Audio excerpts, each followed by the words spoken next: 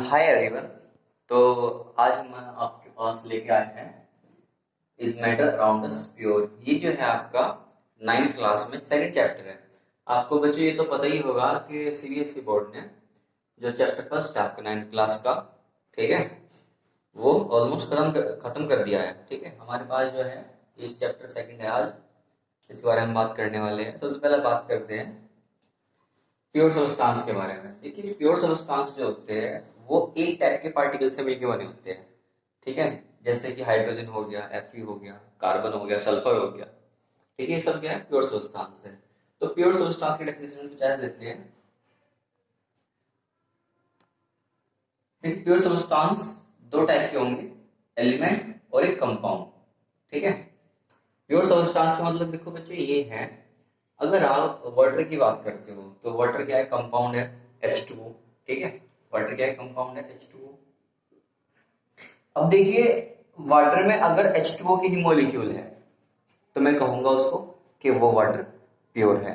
अगर वाटर में कोई साल्ट आ गया, शुगर आ गई, तो मैं उसको प्योर नहीं कहूंगा। हम प्योर की डेफिनेशन ऐसे नहीं देते कि आपका सपोज करो मिल्क है, आपका डेयरी वाला आपको कह के बेच रहा है तो प्योर मिल्क है। देखो, प्योर मिल्क नहीं है। अगर हम साइंस की टर्म में बात करते हैं तो प्योर नहीं है, उसमें क्या है? फैट है और वाटर है। ठीक है, आप यहाँ पर देखिएगा, हमने प्योर सब्सटेंस को दो कैटेगरी में डिवाइड किया है, एलिमेंट और एक कंपाउंड। एलिमेंट और एक कंपाउंड। जो एलिमेंट है आपके, वे क्या है? सिंपलेस्ट और basic form of a pure substance which can not be broken into anything simpler than it by physical और केमिकल मेथड। कहने का मतलब आप एलिमेंट को किसी फिजिकल या केमिकल मेथड से और ब्रेक नहीं कर सकते। जैसे मैंने यहाँ पे लिखा है, वो क्या होंगे? मेटल भी हो सकते हैं, नॉन मेटल भी हो सकते हैं। जैसे मेटल कौन कौन से हो सकते हैं? जैसे कि Fe हो गया, निकिल, Mn, मैग्नीज। ठीक है, और नॉन मेटल भी हो सकते हैं, बहुत सारे हो सकते हैं। ठीक है, जैसे आपके ऑक्सीजन हो गया, हाइड्रोजन हो गया, हेलोजन हो गया। ठीक है, उसमें क्लोरीन आता है, ब्रोमीन आता है। ठीक है, फिर हम बात करते हैं कंपाउंड की। कंपाउंड क्या होता है? A pure substance containing two or more element. देखिए, मैंने आपको एग्जांपल दिया था H2O का भी, दोबारा बता रहा हूं मैं। यहाँ पे H2O है, CO2 है। A pure substance containing two or more element which are combined together in a fixed proportion by mass. सुनो, H2O है, H2O में हमेशा क्या होगा? हाइड्रोजन दो होंगे और ऑक्सीजन एक रहेगा। ठीक है, फिक्स प्रोपोर्शन है इनका। ठीक है, कार्बन डाइऑक्साइड, कार्बन वन रहेगा, ऑक्सीजन दो रहेंगे, इनका फिक्स प्रोपोर्शन है। देखिए, हाइड्रोजन एलिमेंट है, ऑक्सीजन भी एक एलिमेंट है। H2O जब बना होगा, जब बना है, ये हाइड्रोजन के दो एलिमेंट से और ऑक्सीजन के एक एलिमेंट से मिलकर बना है। ऐसे कार्बन डाइऑक्साइड, कार्बन का एक एलिमेंट है, ऑक्सीजन यहाँ पे दो एलिमेंट है, तो ये क्या है? कंपाउंड है। एक NaCl भी है आपका, अब देखिएगा NaCl में क्या है? ये क्या है? टेबल साल्ट आपका, जो आप घरों में यूज करते हो, खाने खाने में यूज करते हो, वो यही है, सोडियम क्लोराइड। यहाँ पे सोडियम का एक एलिमेंट है और Cl का भी एक एलिमेंट है। क्या बनाया उन्होंने? कंपाउंड। ठीक है, फिर हम बात करेंगे इम्प्योर सब्सटेंस की। ठीक है, देखिए, इम्प्योर सब्सटेंस का मतलब ये होगा आपका, impure substance is that which made by two or more या more than two different kind of particle। Atom भी हो सकते हैं, मॉलिक्यूल भी हो सकते हैं, and can be separated by physical method. ठीक है, हम इसको इम्प्योर सब्सटेंस को अगर मिक्सचर की टर्म दें तो कोई गलत नहीं होगा। ठीक है, मिक्सचर की टर्म दें तो गलत नहीं होगा। हम मिल्क की बात करते हैं इम्प्योर सब्सटेंस में। ठीक है, जैसे हम मिल्क की बात करेंगे, जी मिल्क तो प्योर, आप कहोगे नहीं मिल्क प्योर नहीं है। देखिए, हम मिल्क से फैट को अलग कर लेते हैं मावा की फॉर्म में, भाई वहां से हम जो वाटर है उसको वेपराइज कर देते हैं, जलाकर उसको। ठीक है, और क्या मिल जाता है हमारे पास? केवल फैट बचता है, केवल फैट बचता है। सबको पता होगा, सबने देखी होगी। ठीक है, और हमने यहाँ पे लिखा ना, may also present in any proportion, मतलब यहाँ पे तो फिक्स प्रोपोर्शन था भाई। अगर H2O में H दो है तो हाइड्रोजन दो ही रहेंगे, लेकिन यहाँ पे कोई फिक्स प्रोपोर्शन नहीं है। सपोज करो कोई आप इम्प्योर फिर मिक्सचर बना रहे हो, कोई इम्प्योर सब्सटेंस मिक्सचर बना रहे हो, मैं कह रहा हूँ आपको कि आपने क्या किया, एक पर्टिकुलर अमाउंट लिया वाटर का, आपने उसमें सॉल्ट डाल दिया, ठीक है। तो ये क्या है, मिक्सचर है, इम्प्योर सब्सटेंस है वाटर प्लस सॉल्ट, ठीक है। आपने इसमें 1 ग्राम डाला, वो अब भी मिक्सचर है। 2 ग्राम डाला, अब भी मिक्सचर। 3 ग्राम डाला, मतलब आप अमाउंट बढ़ाते हैं सॉल्ट का, ठीक है। वो तो आप भी मिक्सचर ही है, बस उसकी कंसंट्रेशन बढ़ेगी, ठीक है, और ज्यादा कुछ नहीं होगा, ठीक है। तो आपको ये क्या हो गया, आपके पास एलिमेंट, कंपाउंड और इम्प्योर सब्सटेंस के बारे में आपको पता चला। अब हम बात करते हैं इम्प्योर सब्सटेंस की। जो इम्प्योर सब्सटेंस होंगे वो 2 टाइप के होंगे, एक होमोजीनियस और एक हेट्रोजीनियस।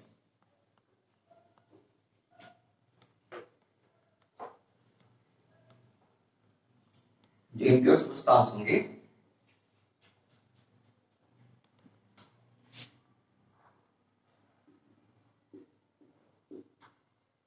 एक होमोजीनियस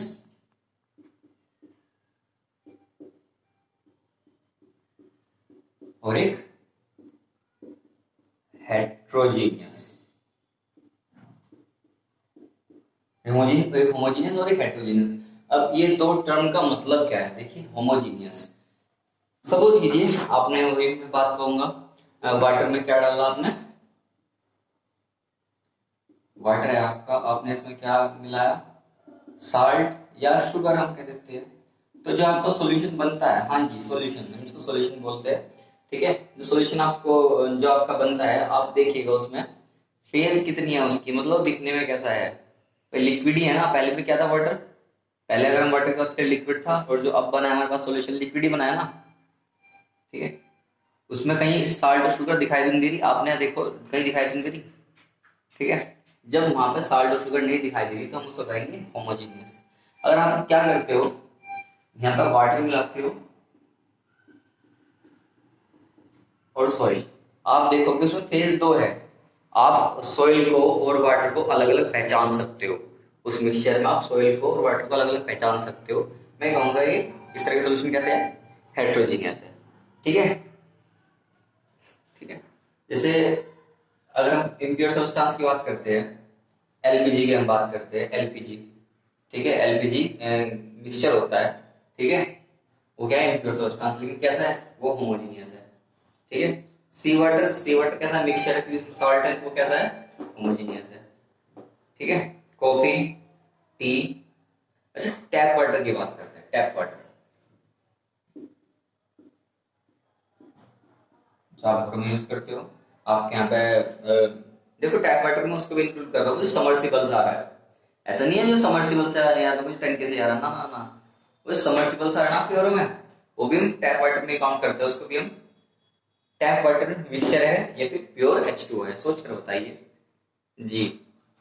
देखिए, जो टैप वाटर है वो भी मिक्सचर है, उसमें सॉल्ट होते हैं, उसमें कैल्शियम और मैग्नीशियम के सॉल्ट होते हैं, ठीक है। वो बिल्कुल प्योर नहीं होता, ठीक है, बिल्कुल प्योर नहीं होता, ठीक है।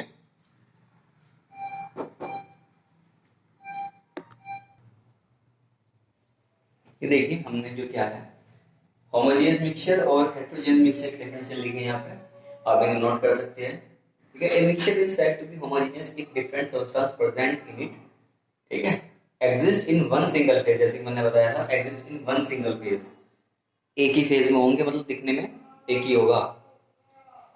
फॉर एग्जांपल एयर, जी हाँ, एयर भी क्या है आपका, होमोजेनियस मिक्सचर है, इसमें कार्बन डाइऑक्साइड है, ऑक्सीजन है, नाइट्रोजन है, ठीक है। एलपीजी, बहुत सारे गैस मैंने आपको बताया था, ब्यूटेन, प्रोपेन, और सॉल्ट प्लस सॉल्ट, ये भी होमोजेनियस है। फिर हाइड्रोजीनियस की तरफ बढ़ते हैं। A mixture is said to be heterogeneous, the mixture is said to be heterogeneous, it does not, if it does not, यहाँ पे इफ छूट गया है, said to B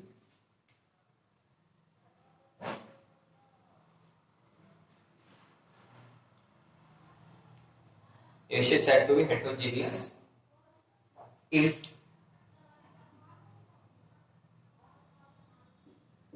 it does not have a uniform composition. It does not have a uniform composition and also has visible boundaries of separation between the substances.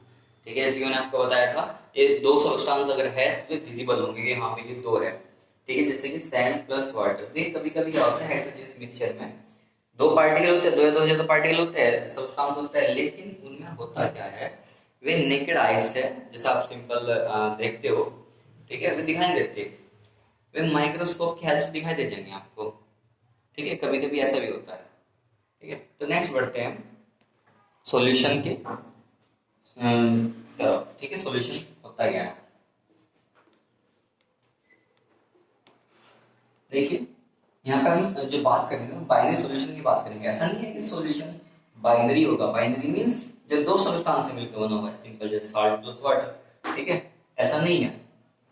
Solution तो बहुत सारे substance का mixture हो सकता है।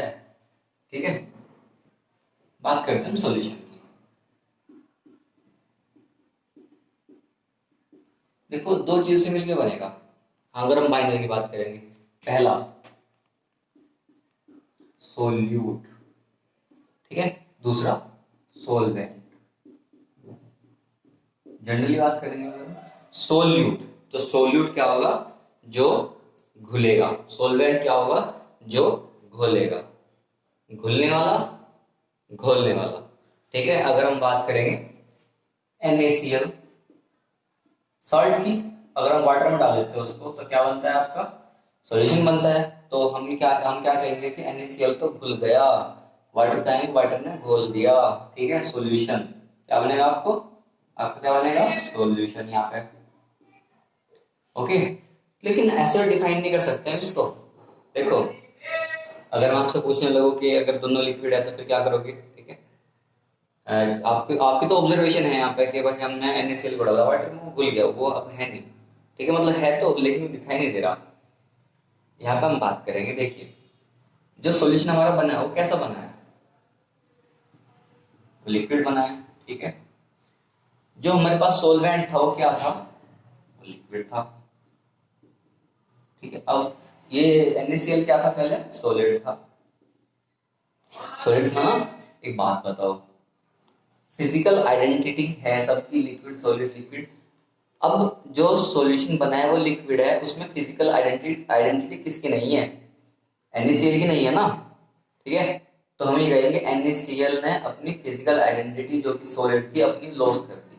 ठीक है, अब इसकी फिजिकल जो आइडेंटिटी सॉलिड थी वो खत्म हो गई।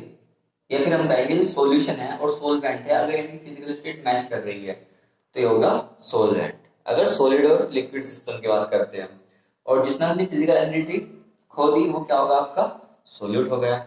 ठीक है, तो हम ऐसे पता लगाते हैं सोल्यूट और सोलवेंट को। लेकिन मैं कह रहा था अगर दोनों लिक्विड हो, अगर दोनों लिक्विड हो जैसे कि एल्कोहल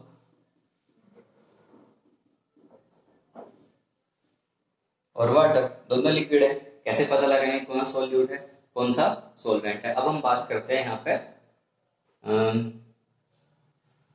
अमाउंट की। ठीक है, जिसका अमाउंट ज्यादा होगा वो सोलवेंट होगा, जिसका अमाउंट कम होगा वो सोल्यूट होगा। आप अल्कोहल और वाटर में से किसी का भी अमाउंट कम ज्यादा कर सकते हैं। ठीक है, किसी का भी कम ज्यादा कर सकते हैं। मैं ही नहीं कह रहा कि अल्कोहल का करो या फिर वाटर का ही करो। अगर हम वाटर का अमाउंट ज्यादा किया सोलवेंट बन जाएगा, सॉलिड बन जाएगा। ठीक है, अच्छा ये बात बताओ, अगर मैं दोनों का अमाउंट सेम कर दूं तो आप कैसे पता लगाओगे कौन सा सोल्यूट है कौन सा सोलवेंट है। ठीक है, देखिए अब हम बात करें कंसंट्रेशन। देखिए अल्कोहल और वाटर की जो कंसंट्रेशन होती है अप्रोक्सीमेटली सेम सी होती है दिखने में, अगर हम देखेंगे ऑब्जर्व करेंगे तो एक जैसी दिखाई देगी। ठीक है, लेकिन अगर हम बात करते हैं वाटर प्लस हनी की तो हम कहेंगे कि हनी कंसंट्रेशन ज्यादा है। और ध्यान दीजिए यहाँ पे सोल्यूट कौन होगा, यहाँ पे सोल्यूट ही होगा क्योंकि इसकी कंसंट्रेशन ज्यादा है। ठीक है, more dilute act as solvent, dilute है ना। ठीक है, फिर हम बात करते हैं इसके बाद सैचुरेटेड सॉल्यूशन। क्या बात करते हैं, सैचुरेटेड सॉल्यूशन।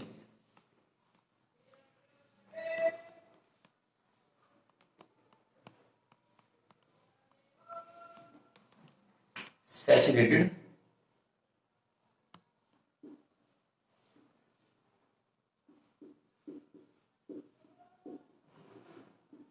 सॉल्यूशन, इसकी हम डेफिनेशन लिखेंगे अब।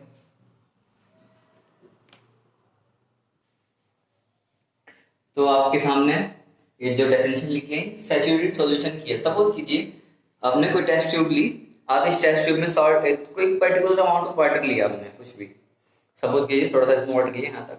अब हमें इसमें आप साल्ट डाल दिया कोई, वो डिजोल्व हो गया, साल्ट डाला डिजोल्व हो गया, साल्ट डाला डिजोल्व हो गया, ठीक है। एक कंडीशन ऐसी आएगी, अब वो साल्ट मिलना घुलना बंद हो जाएगा, ठीक है, वो साल्ट घुलना बंद हो जाएगा। तो मैं कहूंगा कि जो सॉल्यूशन बना है मेरा, ये सैचुरेटेड सॉल्यूशन बना है, इस सैचुरेटेड सॉल्यूशन बना है। लेकिन एक कंडीशन है इसकी, यहाँ पे लिखा हुआ है dissolve in it at given temperature, dissolve in it at given temperature. कहने का मतलब जो टेम्परेचर है, जिस टेम्परेचर में डिजोल्व कर रहा हूँ, जिस टेम्परेचर पर, वो कांस्टेंट होना चाहिए। ऐसा नहीं है आपका टेम्परेचर, आपने कोई डिजोल्व किया फिर आपने उसका टेम्परेचर बढ़ा दिया फिर डिजोल्व हो जाएगा, ठीक है, ऐसा कुछ नहीं है। हो सकता है डिजोल्व हो जाए, ठीक है। तो at given temperature, temperature constant होना चाहिए सैचुरेटेड सॉल्यूशन के लिए, ठीक है। देखिए आज इस वीडियो में हम इतनी बात करेंगे। जो नेक्स्ट पार्ट होगा आपका, हम उसमें कोलाइडल की बात करेंगे, कोलाइडल सॉल्यूशन की, ठीक है, या फिर हम कोलाइड्स बोलते हैं, ठीक है। वे भी एक तरह की हेट्रोजीनियस मिक्सचर है, ठीक है, कोलाइड्स, ठीक है। Thank you.